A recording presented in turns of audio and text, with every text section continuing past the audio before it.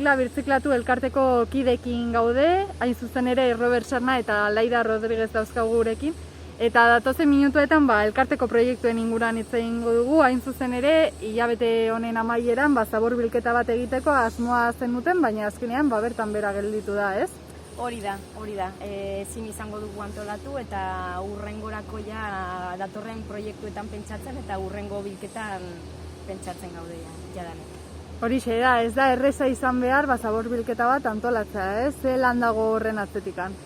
Antolakuntza mailan lan dexente dago eta oraingontan ez ginen gu bakarrak antolatuko, gu antolatzaile bezala, baina beste entitate batzuk zeuden eta azkenean ezin dugu antolatu behar den bezala eta bertan bera utzi da.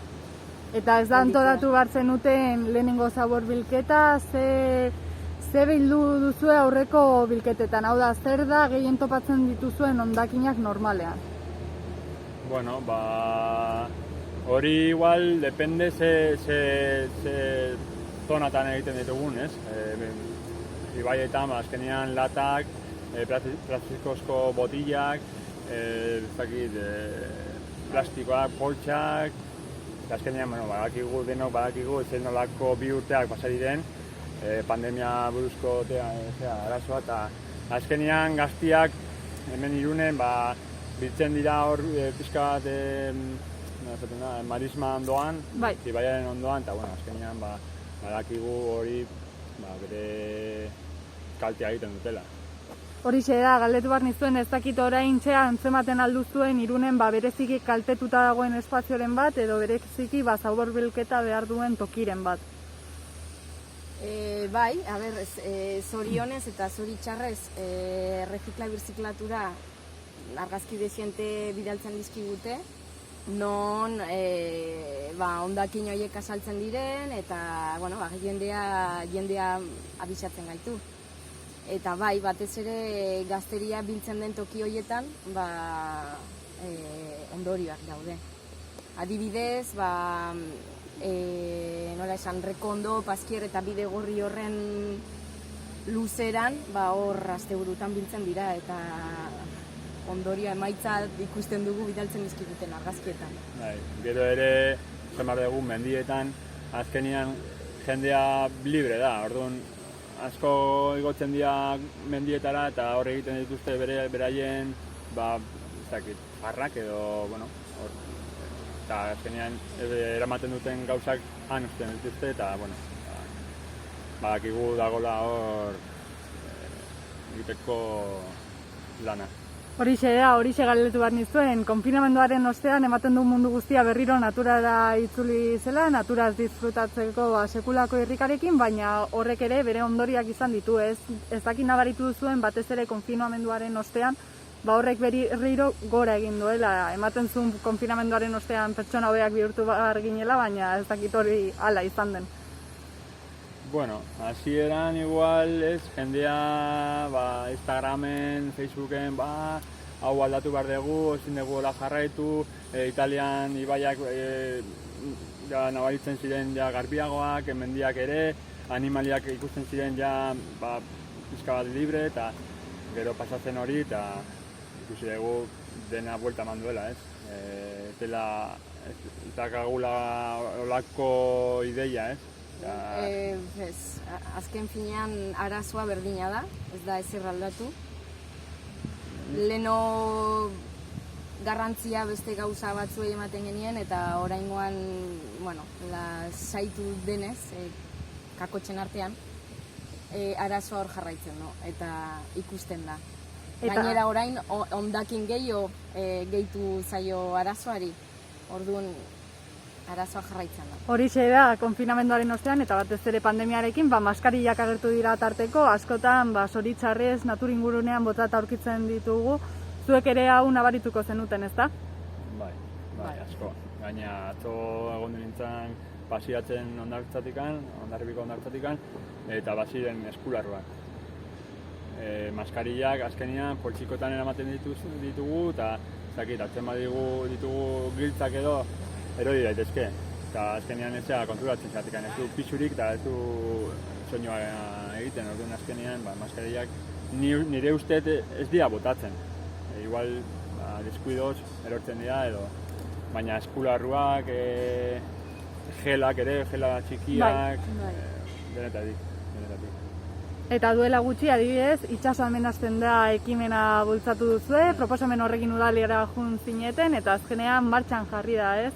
Imaginatzen dut, zuentzat pozgarria izango dela, honelako ekimen bat gauzatu ahal izatea, ez da?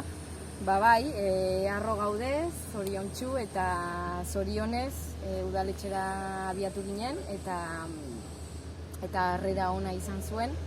Mundu mailan antolatutako kanpaina proiektu honetan gu ere sartu nahi genuen, hemen Bidasoaldean itsasoa dugu eta ibai bat, eta zergatik ez ere Bidasoaldean proiektu hau aurrera eramatea, eta zorionez harrera ona izan zuen.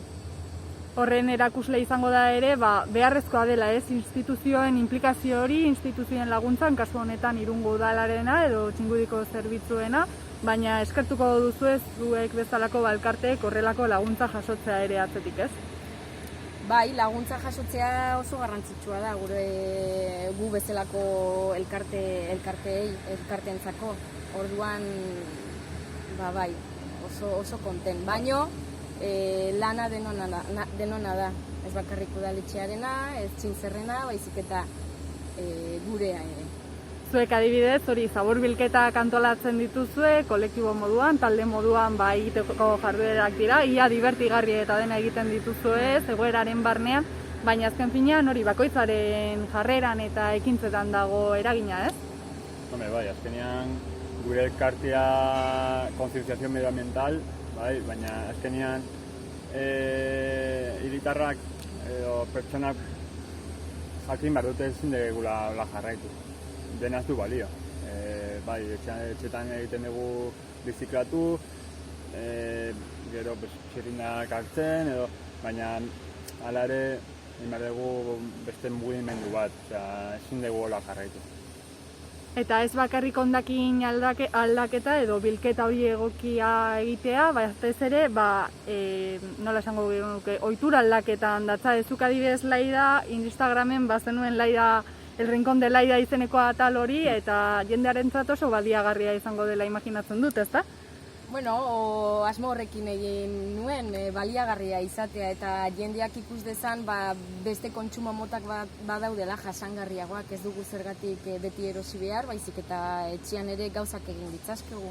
Orduan, beti esaten duguna oso ondo dago birziklatzea, baino garrantzitsuagoa da gutxiago kontsumitzea, hondakin horiek murriztea, berrerabiltzea, bigarren eskuko gauzak erostea.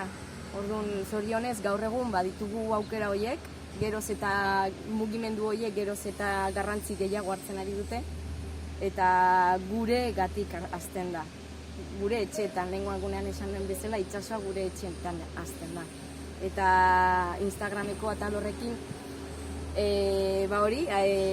aidierazi nahi genuen beste bizitzeko, beste kontsumitzeko modu batzuk badaudela eta murriztu behar direla hondakinak, garrantzitsuena. Eta batez ere aurrekin lan egiteari garrantzia emango dioz, ez? Haiek azkenean etorkizuna dira askotan esaten den moduan. Bai. Azkenean beraiek dira el futuro, hortan egiten dugu lan asko, ez da erraxa, zatik azkenean ikastoletan sartzea ez da erraxa, baina gure txarrerak egin ditugu eta ondo dira.